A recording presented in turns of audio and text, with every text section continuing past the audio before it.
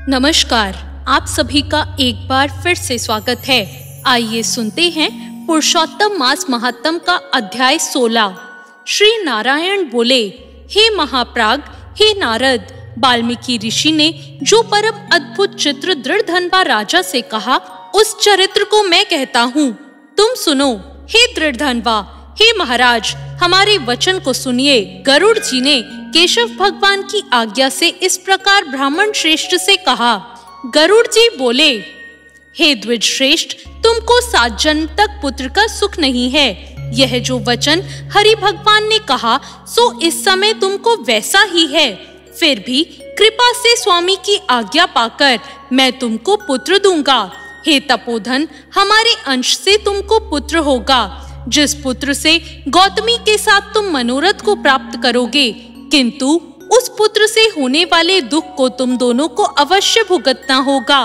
हे द्विज शार्दुल, तुम धन्य हो जो तुम्हारी बुद्धि हरि भगवान में हुई। हरि भक्ति सकाम हो अथवा निष्कातम हो, हरि भगवान को दोनों ही प्रिय हैं। मनुष्यों का शरीर जल से बुदबुद के समान क्षण में नष्ट होने वाला है। उस शरीर को प्राप्त कर जो हृदय में हरि के चरणों का चिंतन करता है, वह धन्य है।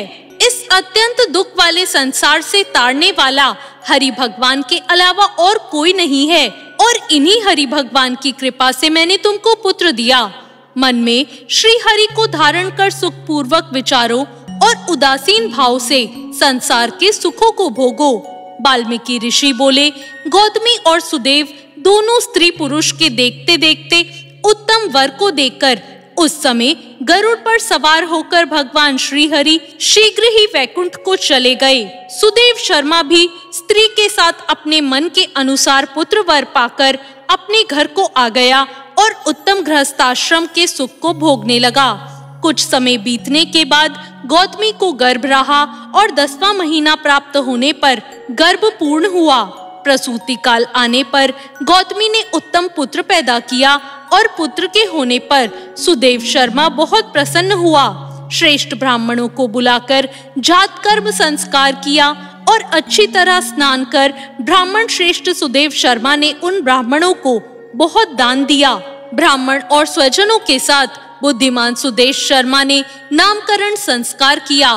कृपालु गरुड़ जी ने प्रेम से यह पुत्र दिया है। शरतकालीन चंद्रमा के समान उदय को प्राप्त तेजस्वी यह शुक के सदृश है, इसलिए मेरा यह पुत्र शुकदेव नाम वाला हो। माता के मन को आनंद देने वाला वह पुत्र पिता के मनोरथों के साथ साथ शुक्ल पक्ष के चंद्रमा के समान बढ़ने लगा। पिता ने हर्ष के साथ उपनयन संस्कार कर गायत्री मंत्र का उपदेश किया। बाद में वह बालक वेदारभ संस्कार को प्राप्त कर ब्रह्मचर्य व्रत में स्थित हुआ। उस ब्रह्मचर्य के तेज से युक्त बालक साक्षात दूसरे सूर्य के समान शोभित हुआ। बुद्धि सागर उस बालक ने वेद का अध्ययन प्रारंभ कर दिया।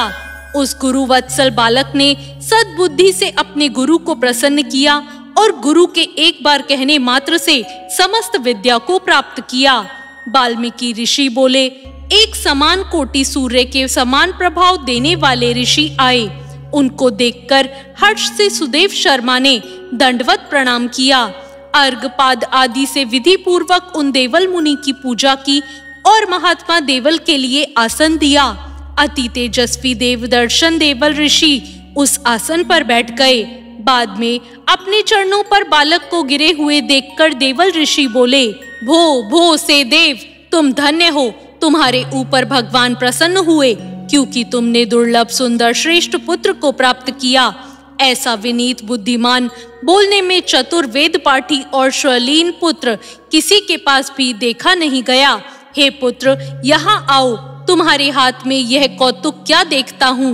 सुंदर छत्र, 2 चामर, यव रेखा के साथ कमल, जानू तक लटकने वाले हाथी के सूंड के समान तुम्हारे हाथ, कान तक फैले हुए विशाल नेत्र, शरीर गोल आकार का, त्रिवली से युक्त पेट। इस प्रकार उस बालक के विषय में कहकर उस ब्राह्मण को उत्कृष्ट देखकर देवल ऋषि फिर बोले, अहो हे सुदेव, यह तुम्हारा लड़का गुणों का समुद्र है। कंधा और कोक का संधि स्थान गूढ़ है। शंख के समान उतार चढ़ाव युक्त गला वाला, चिक्कन टेढ़े सिर के बाल वाला, ऊंची छाती, लंबी गर्दन, बराबर कान, बैल के समान कंधा, इस तरह समस्त लक्षणों से युक्त यह पुत्र श्रेष्ठ भाग्य का निधि है। लेकिन एक ही बहुत बड़ा दोष है जिससे ये सब व्यर्थ हो गया। इस प्रकार कहकर सिर से कांपते हुए दीर्घ श्वास लेकर देवल मुनि बोले, प्रथम आयु की परीक्षा करना, बाद में लक्षणों को कहना चाहिए।